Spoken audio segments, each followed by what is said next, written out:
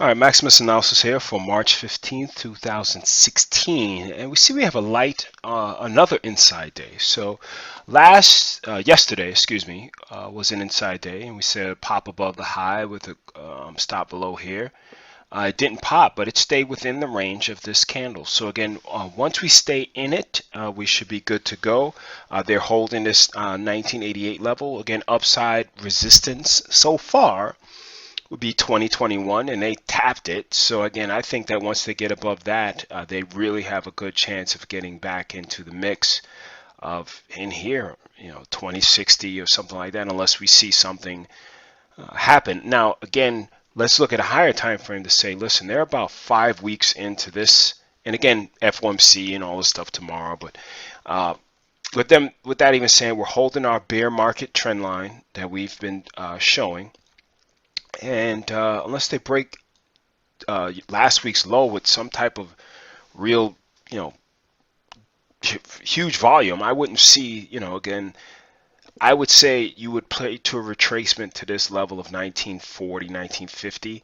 And again, if you're short already, I would really make sure that you're not getting too early, because you don't want to bet against an event that is schizophrenic. So the reason why I say that is FOMC, a lot of people try to test, look at the news or look at these reports. And I don't want to know what the report says. I just want to know when it is, if I'm day trading, so that I'm not getting caught in some unnatural type of movement. And you might laugh at unnatural, but again, you could see stuff really move, helter-skelter or schizophrenic because of that.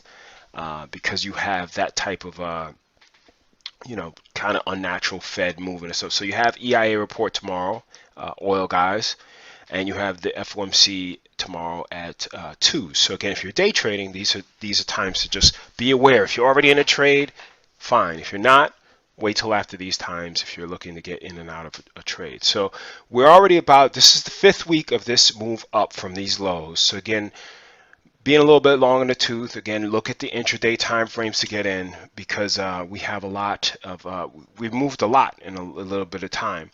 So I would use those smaller time frames, again, a break of this high, and I think they could go to either this midpoint, which is around the 2060, or even to that 2080 mark if they really give some high volume. But just use a smaller time frame, because you're going to have to take these dips on a smaller time frame versus taking all the risk, which means you'd have to put your stop at 1965, okay, which is a lot more risk than a lot of people want to take.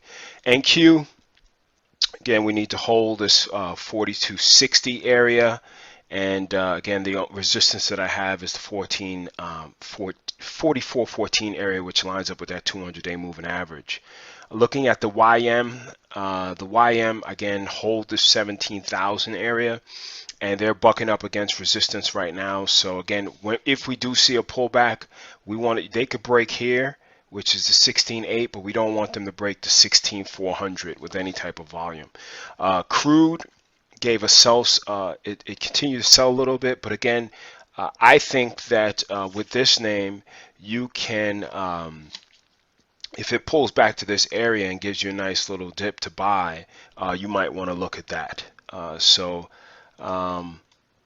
We'll see. Again, we'll see what happens. And again, I'm just looking at an intraday time frame for this versus swing trading it right now. So we'll see that the volumes decrease, but again, we want to see if they're going to break these previous lows that we had right there. Tesla. We can see Tesla, we have a target of around 222 if you were long, and that could be like a resistance area, again, if you're an intraday time frame, because we've moved up pretty well. Going to the weekly time frame, you can see that they're starting, we want to see this volume kind of increase a lot, because it's pretty weak right now, but again, it's only Tuesday. Let's look at a couple more names. Apple, let's look at the daily time frame. Apple gave a gap and go today. Not as much as, again, I don't know if this is exhaustion. It doesn't look that bad, but it's coming into previous resistance that we can see here on the weekly time frame. These previous pivots around here, this 107. 108.50, 109 area would be something I would be looking at in regards to either taking off my long or looking at resistance for this upside. Let's look at one more name, Amazon. Amazon has this 589 to 600 psychological area that we need to worry about. It's coming into the next sell signal, so you want to see if it breaks this low, what it's going to do with this 564 area. So going to keep it short, but we'll see what happens tomorrow. All right, take care.